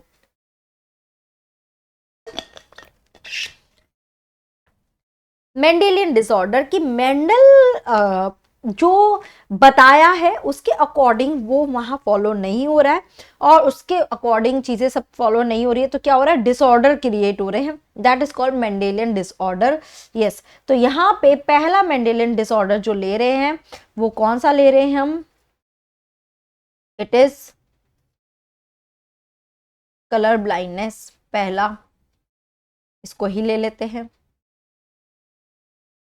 यस, आई एम श्योर कि पेडिग्री क्लियर हुआ होगा, ठीक है ना. और मैं आपको जो डीपीपी दूंगी, प्रैक्टिस पेपर दूंगी, उसमें भी और पेडिग्री के क्वेश्चन है, उन्हें सॉल्व करना. ठीक है. कलर ब्लाइंडनेस का मतलब क्या है कि the person is not able to differentiate in between the colour. Okay, जैसे स्पेशली रेड और ब्लू कोन्स जो है ना, उसमें प्रॉब्लम हो जाती है. ठीक है, पर्सन के रेड ब्लू कोन्स में प्रॉब्लम होती है, जो कलर का आइडेंटिफिकेशन होते हैं. तो प्रॉपर कलर को डिफरेंशिएट, जैसे रेड कलर में ऑरेंज जैसा दिखेगा, येलो कलर जो है वो पेल सा दिखेगा, मतलब प्रॉपर एग्जैक्ट वही कलर नहीं दिखाई देता. That is called colour blindness. आपको ध्यान जो यहाँ पे रखना है वो क्या है? It is a x link recessive disorder. अब इसको बात कर लेते हैं. एक्स लिंक रेसेसिव डिसऑर्डर है. इसका मतलब क्या है कि यानी कि ये वाला जो जीन है कलर ब्लाइंडनेस का, वो किस पे प्रेजेंट होता है? वो एक्स क्रोमोसोम पे प्रेजेंट होता है. कहाँ प्रेजेंट होता है? एक्स क्रोमोसोम पे. और ऊपर से वो रेसेसिव है, यानी कि अगर इसको एक्सप्रेस होना होगा ना, तो उसको दोनों एक्स क्रोमोसोम पे एक्सप्रेस होगा, तभी ये एक्सप्रेस होगा. अगर ये सिर्फ एक पर होगा तो ये क्या हो जाएगा? कैरियर हो जाएगा, एक्सप्रेस नहीं होगा. बट क्योंकि मेल में सिर्फ एक ही एक्स क्रोमोसोम होता है, तो मेल में सिर्फ एक पर ही आते ही ये एक्सप्रेस होता है. That's why they are more affected. Male are more affected for this disorder as compare to female. Male में डिसऑर्डर के बहुत ज्यादा चांसेस होते हैं. 92% करीब मेल ही है जो अफेक्टेड होते हैं कलर ब्लाइंडनेस की. तो एक पैटर्न देख लेते हैं कि मान लो एक कलर ब्लाइंड मेल है, ठीक है, और एक नॉर्मल फीमेल है. ठीक है, मैं इसके कुछ क्वेश्चंस पुट कर दूं, बाद में दूंगी आप लोगों को। इसमें इसके पेरेंट्स, इसके बच्चों में क्या क्या पॉसिबिलिटी होगी। तो देखिए यहाँ पर आपको मिल गया एक गैमीट ये वाला, और यहाँ पे दोनों ही नॉर्मल हो गए। ओके, हम सीधा इसका क्या बनाते हैं, पुनेट बनाते हैं। आ जाओ यहाँ पर। तो क्या हो गया, कोई भी बच्चा अफेक्टेड नहीं होगा, बस होगा क्या कि फीमेल अफेक्टेड होगी, राइट। तो वो यानी उस जनरेशन में कोई एक्सप्रेस ही नहीं होगा। बट जब वो फीमेल किसी से मैरिज करेगी और वहां पे बाई चांस उस मेल में भी कुछ ऐसा अफेक्टेड है, तो ये एक्सप्रेस अगर होगा, मतलब ये क्रिस क्रॉस पैटर्न समझा रही हूँ। देखो ये पेरेंट हुए, इसकी ये डॉटर हुई जिसके पास ये कैरेक्टर आया, इसने वापस एक मेल से मैरिज करी, नॉर्मल मेल से, बट ये जब इस एक्स वाई के साथ मर्ज हुआ तो अब इसके बेटे में भी ये एक्सप्रेस हो जाएगा।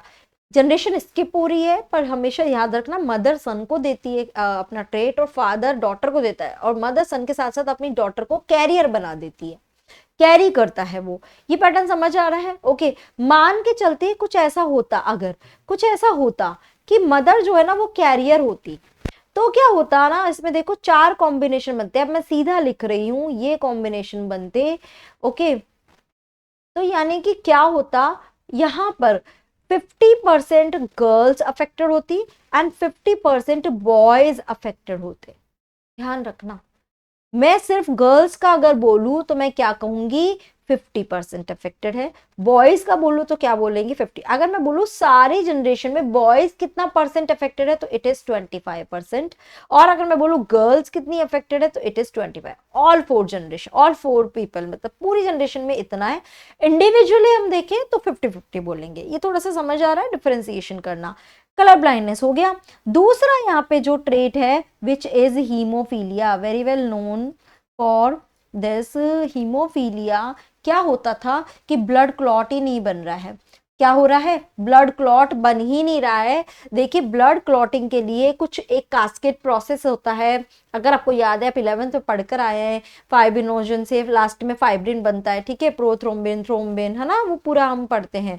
ओके, तो वहां पे वो ब्लड क्लॉट, इसके कहीं बीच में एक फैक्टर नहीं रहता जिसकी वजह से वो क्लॉटिंग नहीं हो पाती है, और उसकी वजह से क्या होता है, अगर पर्सन को कट लगा तो वहां से ब्लड लॉस होता ही चला जाएगा और एट लास्ट पर्सन की डेथ हो सकती है। This is also again X link recessive disorder, यानी कि male are more prone to have this disorder, वो ज्यादा अफेक्टेड होते हैं as compare to female. Okay, और यहाँ पे एक बहुत अच्छा सा एग्जांपल है क्वीन विक्टोरिया का।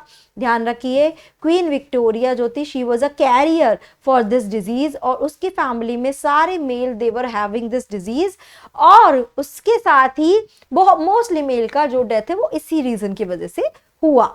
हीमोफीलिया क्लियर है। तो आपको अब मैं आपके इजीनेस के लिए, देखो आपको ऐसे क्या है ना, आपको कुछ चीजें बता दी और आपको शायद पूछ ले कि भाई ये बताओ ये कौन सा है, ये एक्स लिंक है या ऑटोसोमल है या क्या है, रेसेसिव है या डोमिनेंट है। तो ध्यान रखिए आपके एनसीईआरटी में डोमिनेंट तो दे ही नहीं रखा है, सिर्फ एक मायोटोनिक डिस्ट्रोफी सिर्फ नाम दे रखा है, तो डोमिनेंट तो हटा ही दो, है ना। मान लो आपसे पूछा हीमोफीलिया कौन सा ट्रेट है, तो भैया डोमिनेंट तो हटा ही दो, सिर्फ रेसेसिव है। उसमें भी एक्स लिंक या सेक्स लिंक सिर्फ 2 ही एग्जांपल है आपके, कलर ब्लाइंडनेस एंड हीमोफीलिया। इसके अलावा सारे आपके ऑटोसोमल रेसेसिव है। बहुत इजी है आपके लिए, वो ध्यान रखना, ठीक है, क्लियर रहेगा ये चीज। ओके, चलिए नेक्स्ट ले लेते हैं। अब ऑटोसोमल रेसेसिव पे आ जाते हैं, एक मिनट।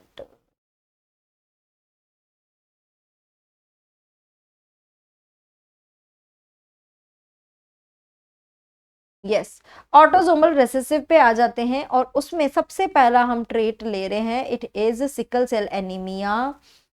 ओके, मैं चाहती हूँ इसको मैं यहाँ से पढ़ के बताऊँ आपको, क्योंकि इस पे काफी क्वेश्चन आते हैं, लैंग्वेज पे आपको बहुत अटका देता है, बहुत अटकाता है, सही बता रही हूँ। तो चलिए, सिकल सेल एनीमिया सबसे पहले यहाँ पे अंडरलाइन कर लो अपने साथ साथ अपने एनसीईआरटी में, it is a autosomal recessive disorder. Okay, होता क्या है कि जो हमारी आरबीसी है वो कैसी होती है, नॉर्मली बाइकॉनकेव स्ट्रक्चर होती है, बट इस डिसऑर्डर की वजह से जैसे ही, ध्यान रखना नॉर्मली नहीं रहेगी, जैसे ही O2 डेफिशिएंसी हुई ये कैसी हो जाएगी, सिकल शेप्ड हो जाएगी, जिसकी वजह से ये ऑक्सीजन कैरी नहीं कर पाएगी और पर्सन में ऑक्सीजन की कमी हो गई। इसको अपना बोल सकते हैं एनीमिक काइंड ऑफ कंडीशन मतलब ऑक्सीजन की कमी, फिर ऑक्सीजन की कमी तो और आरबीसी भी सिकल शेप्ड हो गई, यानी कि आरबीसी का क्वालिटी खराब हो रहा है। क्या बोल रहे हैं हम, आरबीसी का क्वालिटी खराब हो रहा है, तो यानी सिकल सेल एनीमिया कैसा डिसऑर्डर है, it is a qualitative disorder. ये याद रखना, लिख लो बड़ा बड़ा अपनी बुक में, ये पूछा जाता है क्या है, क्वालिटेटिव डिसऑर्डर है, ठीक है। ऑटोजोमल है, रेसेसिव है, ऑटोजोमल है यानी मेल फीमेल किसी को भी हो सकता है, इसमें बाइफर्केशन कुछ भी नहीं है, ठीक है। होता क्या है इसमें, अब एक चीज और मैं आपको यहां पे बता देती हूं, आरबीसी जो है ना वो दो चेन से मिलकर बनता है, एक को हम बोलते हैं अल्फा चेन और दूसरे को हम बोलते हैं बीटा चेन, ठीक है। सिकल सेल एनीमिया में उसके बीटा चेन में चेंजेस हो जाते हैं, तो बीटा चेन में जो जीन है ना, तो जीन काउंट कर रहे हैं, इसके 6 नंबर का जो जीन है ना वहां पे कुछ चेंजेस हो जाते हैं।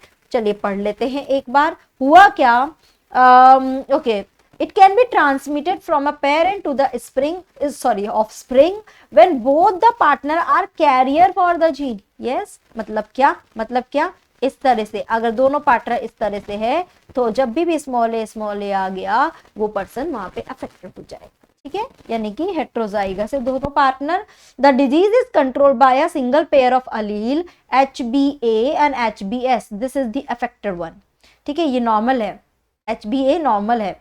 Out of the 3 possible genotype only homozygous individual for this shows the disease phenotype. देखो इसने बोला ना 3 जीनोटाइप, अंडरलाइन करो, इसलिए ये क्या है, ये एग्जाम्पल है प्लियोट्रॉपी का, ये एग्जाम्पल है, एक्चुअली वो 2 टर्म रह गई है, अभी इसके करने के बाद वो कर लेते हैं। वो ये एग्जाम्पल है प्लियोट्रॉपी का, एक से ज्यादा इफेक्ट शो करते हैं, इसको हम पढ़ भी चुके हैं, मैंने बुक से वहां पे रीड भी कराया था, ध्यान है, स्टार्च ग्रेन की हमने बात करी थी, वहां पे भी हमने इसकी बात करी थी। तो sickle cell anaemia is an example of pleiotropy, यानी हमने अभी तक क्या पढ़ा है, एक जीन एक कैरेक्टर, 1 जीन 1 कैरेक्टर, यहाँ पे क्या हो रहा है, 1 जीन मोर देन 1 कैरेक्टर या मोर देन 1 फिनोटाइप। तो दिस इज द एग्जांपल, यहाँ पे 3 तरह का मतलब 3 पॉसिबल जीनोटाइप हो सकते हैं। कौन कौन से पॉसिबल जीनोटाइप हो सकते हैं, एक हो सकता है HBA, एक हो सकता है HBS और एक हो सकता है HBS। तो वो क्या कह रहा है, only the homozygous individual for this show the disease phenotype. Heterozygous, this one individual appear apparently unaffected, but they are carrier of the disease as there 50% probability of transmission of the mutant gene to the progeny. Carrier का काम कर रही है, clear है, career का काम कर रही है। अब वो बोल रहा है इसलिए सिकल सेल ट्रेट हो रहा है। कैसे हो रहा है ये, it is cause due to substitution of glutamic acid, ध्यान रखिए, glutamic acid is replaced by valine. Language पे ध्यान रखना, लैंग्वेज में बहुत फंसाते हैं, एक लैंग्वेज लिख देते हैं glutamic acid is replaced by valine, एक लैंग्वेज लिख देते हैं ग्लूटामिक एसिड रिप्लेस्ड वेलिन। तो ध्यान रखना पहली वाली लाइन करेक्ट है, glutamic acid is replaced by valine, उसको हटा दिया तो यहाँ पे क्या हुआ, यहाँ पे जो ये ग्लूटामिक एसिड है ये रिप्लेस होके इसकी जगह क्या आ गया, वैलिन। कहाँ पे आया, बीटा जो चेन है, दिस इज बीटा चेन, उसके 6 नंबर पे ग्लूटामिक एसिड की जगह वैलिन आ जाता है। क्यों आ जाता है, बिकॉज ऑफ पॉइंट म्यूटेशन। बहुत अच्छा एग्जाम्पल है ये, पॉइंट म्यूटेशन। देखो यहाँ पे GAG से CTC बन रहा है, तो यहाँ पे GAG जो है ना, तो अब नॉर्मली बन रहा है, यहाँ पे देखो चेंज क्या आ गया, GAG में A की जगह T आ गया, A की जगह T आ गया, जिसकी वजह से यहाँ पे अब GUG बन रहा है GAG की जगह। तो और GUG जो है वो क्या कोड करता है, वेलिन कोड करता है।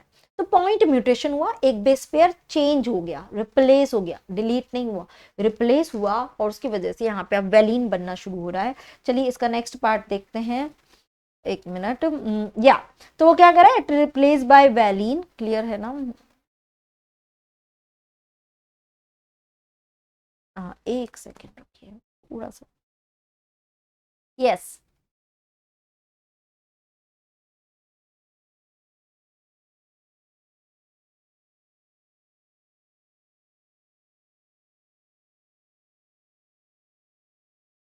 यस, तो क्या बोला, six position of beta chain of haemoglobin molecule. The substitution of amino acid in the globin protein results due to the single base substitution at the sixth codon of beta globin chain from GAG to GUG। ये याद रखिए।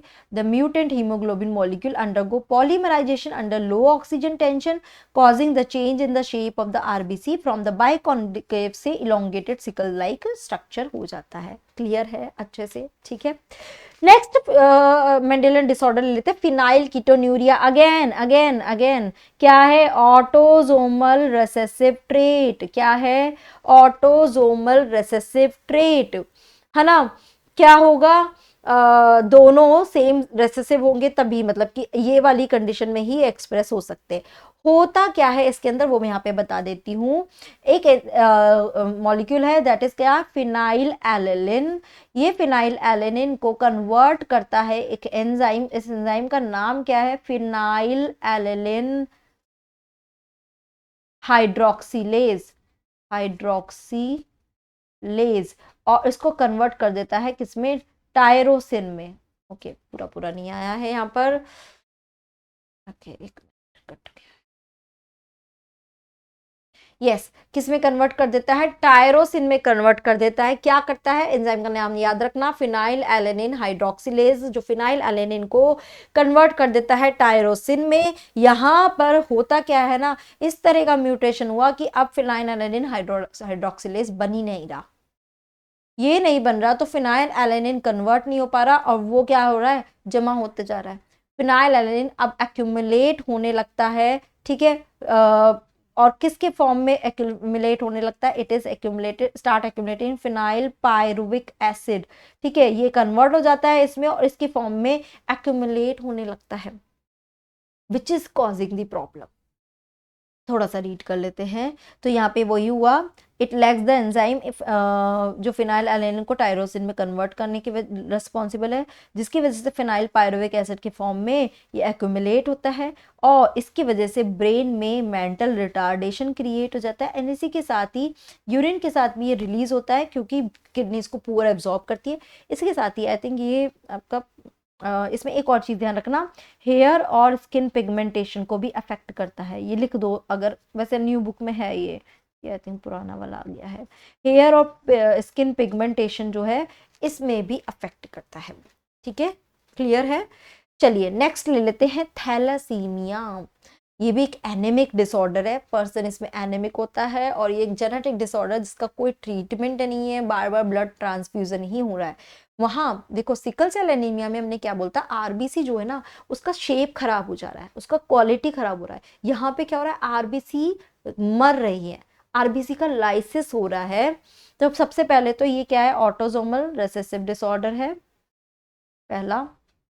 दूसरा ये क्या है, मैं यहाँ पे लिख देती हूँ या पे यहाँ पे लिख देती हूँ, इट इज अ क्वांटिटेटिव, ध्यान रखना, it is a quantitative disorder, that was a qualitative disorder. दोनों में एनेमिक कंडीशन हो रही है, it is quantitative, that was the qualitative disorder. चलिए ओके, अब इसमें क्या होता है वो बता देती हूँ। दो तरह का थैलेसीमिया होता है, एक को हम बोलते हैं अल्फा थैलेसीमिया, दूसरे को हम बोलते हैं बीटा थैलेसीमिया।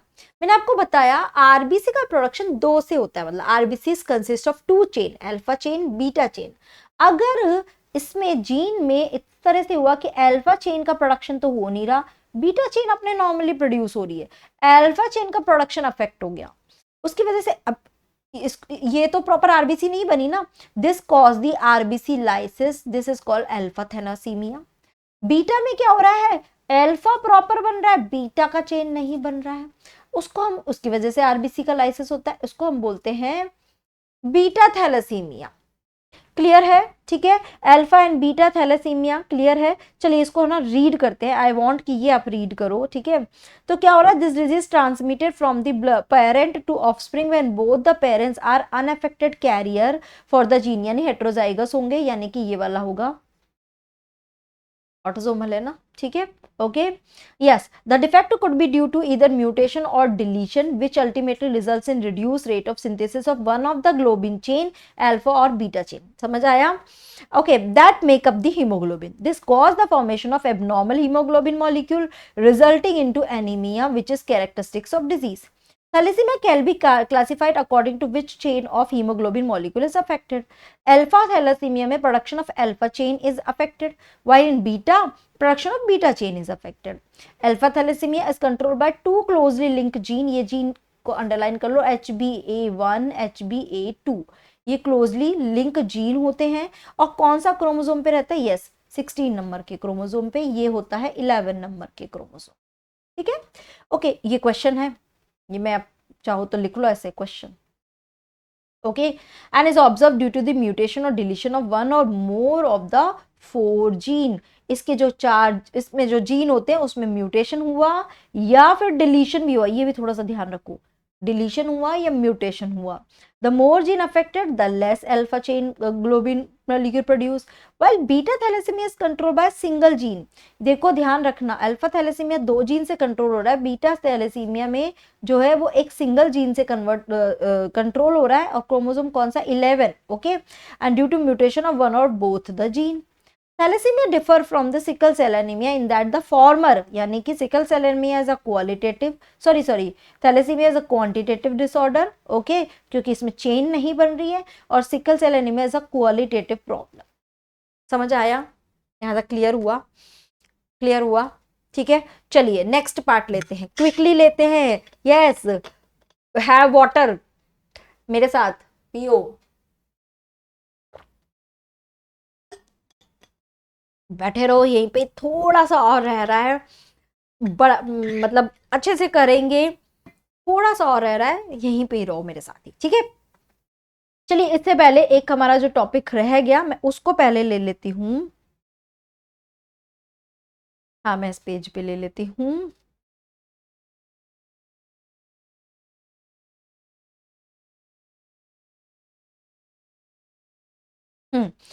यस, 2 टर्म आती है, एक को हम बोलते हैं polygenic inheritance. Polygenic inheritance, word तो सुना होगा, नाम तो सुना होगा नहीं? ओके, चलिए क्या होता है पॉलीजेनिक इनहेरिटेंस? हम जनरली क्या पढ़ते हैं? 1 जीन 1 कैरेक्टर, 1 एक, और एक कैरेक्टर एक जीन से कोड होता है. सॉरी, एक कैरेक्टर एक जीन से कोड होता है, हम ये पढ़ते हैं. यहां पे क्या होता है? एक जो कैरेक्टर है coded by more than 1 gene. क्या हो रहा है? More than 1 gene. This is called polygenic. नाम से समझ में हो रहा है, बहुत सारे जीन मिलकर एक कैरेक्टर डिसाइड करते हैं. This is called polygenic. And the important question मैं लिख कर दे रही हूं, यही क्वेश्चन बनेगा, इसके अलावा नहीं बनेगा. पहला है skin colour. Skin colour is decided by multiple gene, जैसे कि मतलब A B B C C, for example लिख रही हूँ, ठीक है ना? ऐसे बहुत सारे जीन डिसाइड करते हैं. इसलिए आप देखते हो कि स्किन में ऐसा नहीं है कि एक गोरा है, एक बहुत डार्क है ना? नहीं, you get so many range, बीच में इतनी सारी रेंजेस मिलती है आपको, इतने सारे शेड्स मिलते हैं. क्यों? क्योंकि वो मल्टीपल जीन से है. मान लो ये एक्सप्रेस हो रहा है, ये नहीं हो रहा, ये स्मॉल आ गया तो ये एक्सप्रेस नहीं हो रहा, फिर ये एक्सप्रेस हो रहा है, ये स्मॉल आ गया, ये नहीं हो रहा. तो क्या हो रहा है? मल्टीपल शेड्स मिलती है आपको स्किन में. तो that is why skin is an example of polygenic inheritance. And दूसरा एग्जाम्पल यहाँ पे क्या है? Height. Yes, of course, height में भी आप देखते हैं, ऐसा नहीं है एक लंबा है एक छोटा है बस, आपको इसके अलावा कुछ नहीं आएगा. नहीं, बीच में you have so many variations in height also. It is also an example of polygenic inheritance. समझ आया? सेकेंड टॉपिक है यहाँ पर, it is called pleiotropy. Pleiotropy मतलब क्या? यहाँ पर एक gene more than 1 character decide कर रहा है. ओके, एक जीन से एक से ज्यादा अगर फिनोटाइप दिखते हैं, एक से ज्यादा अगर कैरेक्टर दिख रहे हैं, तो उसको हम बोलते हैं pleiotropy. And the best example is sickle cell anaemia, जहां पर एक से ज्यादा इफेक्ट आपको दिखना मिलता है ठीक है, सिकल सेल एनीमिया कि या तो मतलब एक जीन जो है वो क्या कर रहा है, या तो बाइकॉनकेव आरबीसी बना रहा है या सिकल शेप्ड बना रहा है, दो इफेक्ट शो कर रहे हैं, एक से ज्यादा कैरेक्टर कोड कर रहा है, तो sickle cell anaemia. And the दूसरा example is phenylketonuria. Phenylketonuria जो अभी हमने पढ़ा, उसमें भी क्या हो रहा है, पिगमेंटेशन की बात करें या दूसरी चीजें, तो इसमें भी एक से ज्यादा इफेक्ट शो हो रहे हैं। तो this is also example of pleiotropy. तो ये दो एग्जाम्पल यहाँ पर अच्छे से दिमाग में फिट कर लेना, ठीक है। चलिए अब बात कर लेते हैं हम लास्ट टॉपिक की, विच इज, देखो हमारा टॉपिक क्या है, क्रोमोसोमल डिसऑर्डर। पहला हमने पढ़ा था मेंडेलियन डिसऑर्डर, एक मिनट क्या हुआ भाई, या पहले हमने पढ़ा था मेंडेलियन डिसऑर्डर, अब हम पढ़ रहे क्रोमोसोमल डिसऑर्डर। मेंडेलियन डिसऑर्डर में हम जेनेटिक लेवल पे देख रहे हैं कि मतलब एक पॉइंट पर, एक बेस पर चेंज होने से, एक तरह से आप उसको बोल सकते हो कि वो एक है ना, मतलब एक क्रोमोसोम में कोई चेंजेस हो गया, यानी एक जीन पर कोई चेंजेस हो रहा है, उसकी वजह से जो म्यूटेशन है। क्रोमोसोमल में क्या है, पूरे क्रोमोसोम में जो चेंजेस हो रहे हैं ना, that is comes under chromosomal mutation. मैं यहाँ पे पहले से बता देती हूँ, क्रोमोसोमल म्यूटेशन यहाँ पर एक्सप्लेन, चलो यहाँ पे ही बताते हैं, ओके इधर ही बताते हैं, यस।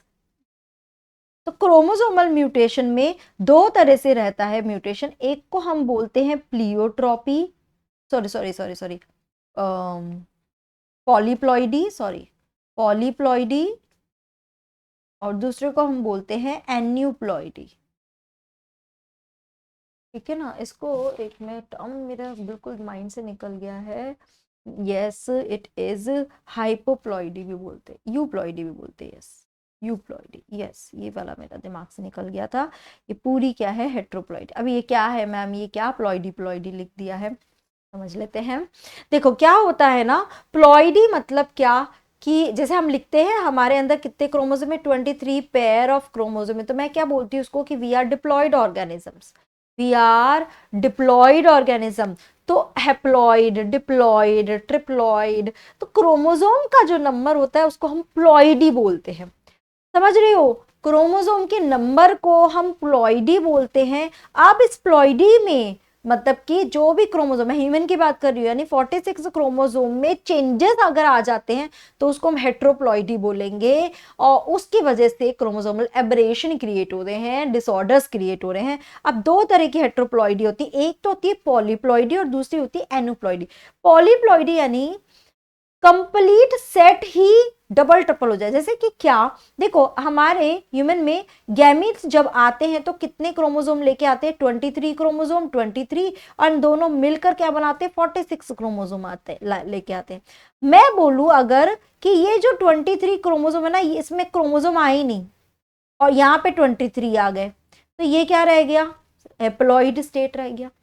एक मैं बोलूं कि ये वाले में ना पूरे आधे ही नहीं हुए क्रोमोसोम और यहाँ पूरे 23, तो ये क्रोमोसोम क्या हो गया, ये हो गया ट्रिप्लॉइड नेचर हो गया, ये ट्रिप्लॉइड हो गया। ऐसा कैसे हो रहा है, ऐसा क्यों हो रहा है, देखो जब मियोसिस होता है तो वहां पे हम क्या बोलते हैं कि जब एनाफेज आती है, अभी देखो थोड़ा सा ध्यान रखो, जब मियोसिस होता है वहां पे जब एनाफेज होती है तो ये जो क्रोमोसोम होते हैं ये एक दूसरे से सेपरेट होते हैं, क्रोमोसोम एक दूसरे से सेपरेट होते हैं, बट कई बार क्या होता है सारे एक ही गैमेट में चले जाते हैं, सेपरेशन होता नहीं और दूसरे गैमेट में कुछ नहीं जाता, वो जीरो रह जाता और एक में पूरे पूरे पूरे पूरे 46 क्रोमोसोम चले गए। अब ये गैमेट किसी एक नॉर्मल गैमेट से मेट करेगा तो ये ट्रिप्लॉइड कंडीशन पैदा कर लेगा, यानी पूरा पूरा एक सेट ऐड हो जाना, this is comes under polyploidy. यानी कि यहाँ पे क्या हो गया, हैप्लॉइड कंडीशन, फिर यहाँ पे क्या हो गई, डिप्लॉइड कंडीशन, फिर यहाँ पे क्या हो गई, ट्रिप्लॉइड कंडीशन हो गई, टेट्राप्लॉइड हो गई। यानी कि मैं बोल सकती हूँ n 2n, फिर 3n हो गया, फिर 4n हो गया, पूरा पूरा एक सेट, एक हैप्लॉइड सेट ऐड ऑन होता जा रहा है, दिस इज कॉल्ड पॉलीप्लॉइडी, मतलब पूरा पूरा ही सेट ऐड हो रहा है, दैट इज कॉल्ड पॉलीप्लॉइडी। समझ आया। एनुप्लॉइडी क्या होता है, पूरा पूरा सेट नहीं होता है, यहाँ पे क्रोमोसोम नंबर जो है जो हमारे हैं 2n यानी 46, इसमें या तो एक ऐड हो गया या एक माइनस हो गया यानी 47 क्रोमोसोम हो गए या 45 रह गए, या फिर 2 नंबर ऐड हो गए, 2 नंबर माइनस हो गए यानी 44 हो गए या 48 रह गए। यानी क्रोमोसोम के एक एक नंबर में ऊपर नीचे हो जाना, that is called aneuploidy, that is called aneuploidy. चलिए अब ले लेते हैं इसके एनूप्लॉइडी के एग्जांपल्स लेते हैं। पॉलीप्लॉइडी तो यहाँ पे हो गया, बट मैं यहाँ पे जो ले रही हूँ एनूप्लॉइडी में, या तो देखो आपके 3 एग्जांपल दिए हैं, Down syndrome, Turner syndrome, Klinefelter syndrome, हम यही पढ़ेंगे, डिटेल नहीं जाना है। ऐसे बहुत सारे होते हैं, एडवर्ड होता है, पटाओ सिंड्रोम होता है, राइट, बहुत सारे होते हैं, हम नहीं जाएंगे, हम ये 3 में जाएंगे। मैं नीट पे फोकस कर रही हूँ तो इस पे ही ध्यान दो। पहला होता है डाउन सिंड्रोम। क्या होता है, 45 क्रोमोसोम रह जाते हैं, क्या होते हैं 45 क्रोमोसोम हो जाते हैं, और इसका जो क्रोमोसोम नंबर क्या 21, वहां पे 2 क्रोमोसोम होने चाहिए ना, वहां पे 1 क्रोमोसोम कम आता है।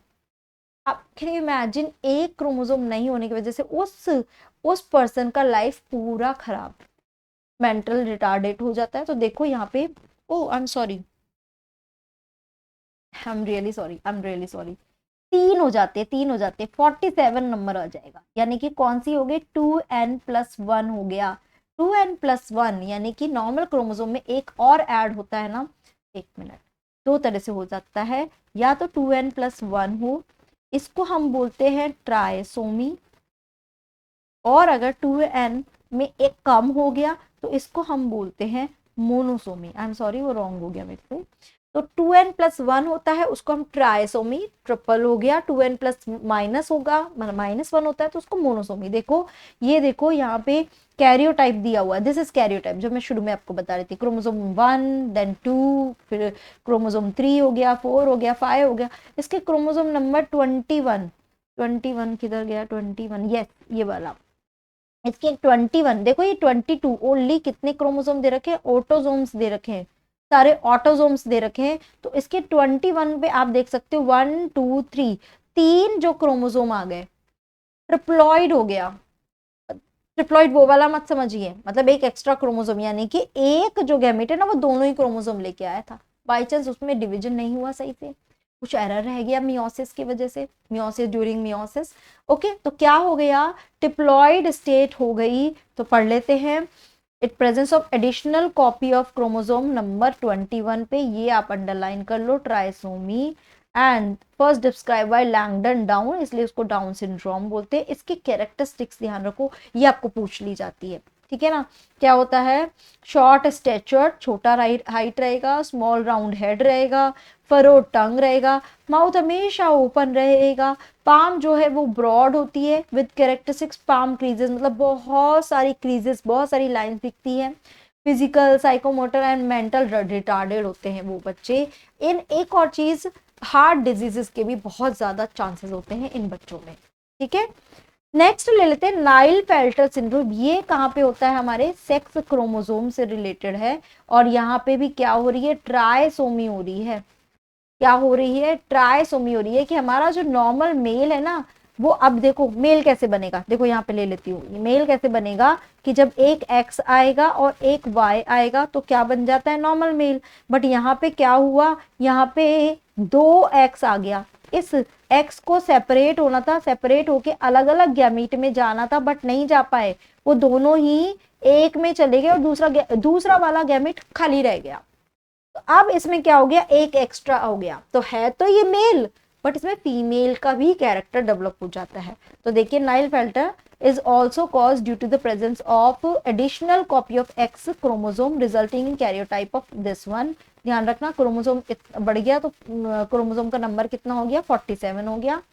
ओवरऑल मस्कुलिन दिखेगा वो पर्सन, बट फेमिनिन डेवलपमेंट यानी ब्रेस्ट का development, and this is very very very important, बहुत पूछा जाता है।